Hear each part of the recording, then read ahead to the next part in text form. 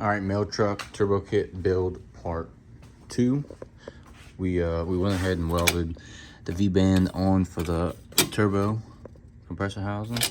So I got my weld machine back right. It was the gas. I got them to swap out the gas, and now it's welding perfectly fine like it should be. So we got a couple things to weld up and fabricate left. So we're gonna do the wastegate in the video, and we're gonna do the blow valve and the intake air temp in this video as well. Still not sure how I'm gonna do the exhaust yet. I'm thinking about running it down, and I'm thinking about coming through the hood, and I'm thinking about coming through the fender.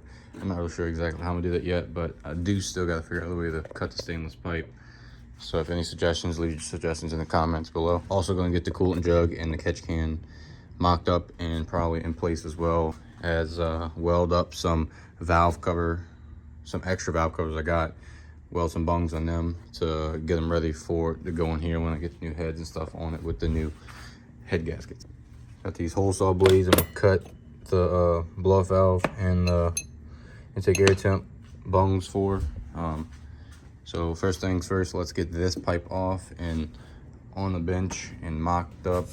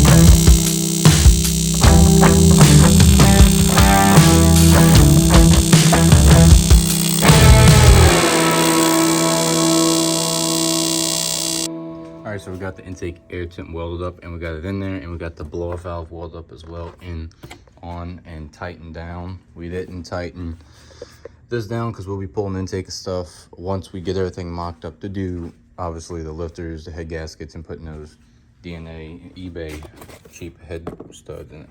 Also got the valve cover bones welded up too for the catch can. Those are 10 and we're about to start cleaning the catch can so we can go ahead and install the catch can down here and then the coolant jug right here. Then we'll probably mock up the 10 fittings and lines to where we want the from the catch can to the valve covers where we want them, so they'll be done and ready and out the way. So went ahead and slapped the coolant jug on and the catch can on. The catch can's not the sturdiest. Probably gonna build another bracket that goes back there to probably there. Right now it's just bolted to where the airbox used to go on the airbox mount. Next, we get the turbo out the way so we can take the manifold off and mock up the wastegate and cut a little 2-inch hole out and see exactly where we want it.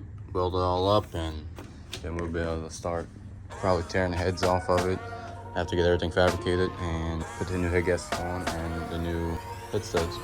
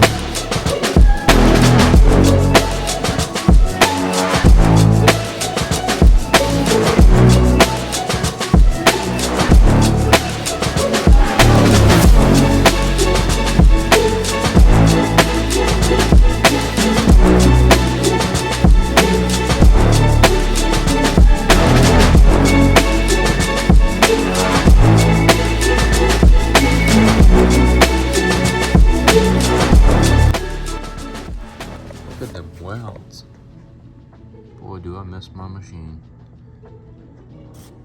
Having the TIG is like very, very, very handy. So we're gonna go ahead and put the log back on. As you can see, like,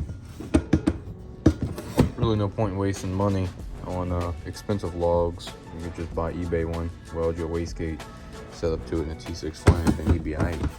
Now we just gotta see if it works well. All right, so we got the turbo back on, we got the wastegate on, we got all our little push lock fittings for the vacuum lines on. I drilled one back here, the compressor housing to go straight to here, and that's gonna go to the MAC valve, and this one's gonna go to the MAC valve. And then I got my little pigtail for the intake air temp 2 on. This got wired up. And then I built my little map setup, 3-bar map sensor setup. Pretty cool this looking. I just drilled this hole right there, and I drilled and tapped this hole for the bolt, and it's gonna go right in there where the EGR goes. This is an EGR block off plate I just kind of drilled. It's pretty sweet. I'm gonna get this thing on and show you what it looks like whenever it's on. All right, so that's what it looks like whenever it's on. Looks pretty clean, and it's in there pretty good too.